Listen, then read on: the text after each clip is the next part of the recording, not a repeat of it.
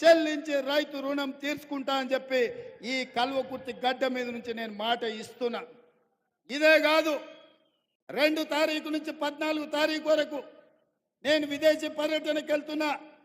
వచ్చిన ఎంబడే 2 లక్షల రూపాయల వరకు రైతులకు ఉన్న రుణాలను మొత్తాన్ని ఆగస్టు నెలలో పూర్తి చేసి మీకు ఇచ్చిన మాట నిలబెట్టుకొని తెలంగాణ రైతాంగం యొక్క రుణం తీర్చి మీ రుణము తీర్చుకునే బాధ్యత ఇచ్చినందుకు మీకు కృతజ్ఞత చెప్పుకునే అవకాశం ఆగస్టు నెలలో నేను తీసుకుంటాను తెలియజేస్తున్నా.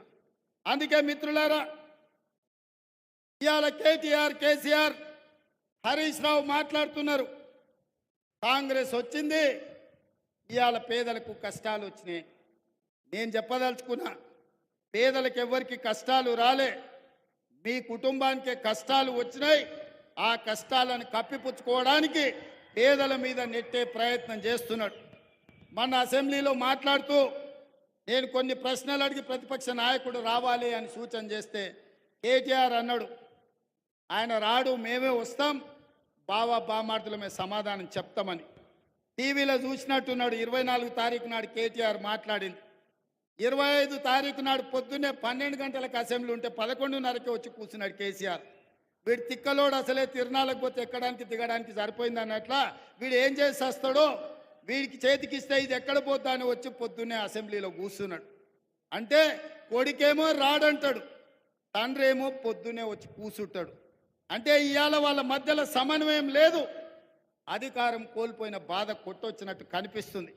అదే కాకుండా మన ఆయన మేడిగడ్డ గోదావరి ప్రాజెక్టులను పరిశీలించడానికి పోయిండు. మా దగ్గర బాలయ్య అనే డ్రైవర్ ఉంటాడు. వాళ్ళ కొడుకు అక్కడ ఇక్కడ అడావిడిగా తిరుగుతున్నాడు. వాడు 10వ తరగతి పాస్ అయింది, కానీ వాడికి ఏందో ఈ తిరుగుళ్ళు అలవాటు. ఊరికే టీవీ చూస్తున్నాడు. కేటీఆర్ ఉన్నాడా సార్ అంటుండు. ఎందుకురా అంటే, సార్ కేటీఆర్ గారికి సెల్ఫీలు దిగుడు, సెల్ఫ్ డబ్బా కొట్టుకున్నాడు అలవాటు. అసెంబ్లీలో నోరు జారుతాడు.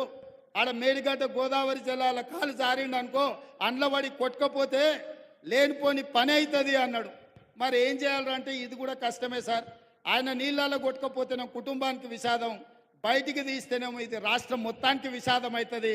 ఎందుకంటే ఈ తెలంగాణను తెగ నమ్ముకుంటారు వాళ్ళ కుటుంబం అని. అందుకే ఈరోజు ఈ తెలంగాణ రాష్ట్రంలో ప్రజలని వంచినందుకు 2023లో ప్రభుత్వానికి రాకుండా ఓడగొట్టిండ్రు. బుద్ధి మారక, అహంకారం తగ్గక అల్పం మాటలు మాట్లాడుతుంటే పార్లమెంటులో గుండు 0 ఇచ్చిండ్రు టీఆర్ఎస్కు. ఇప్పటికి కూడా వాళ్ళ బుద్ధి మారలే. ప్రభుత్వం చేస్తున్న సంక్షేమ కార్యక్రమాలకు, ప్రభుత్వం తీసుకుంటున్న నిర్ణయాలకు సంపూర్ణంగా సహకరించి ప్రతిపక్ష పాత్ర పోషించి ఈ ప్రభుత్వానికి సూచనలు ఇస్తే కనీసం పంచాయతీ ఎన్నికల్లో ఏమన్నా వస్తుండే.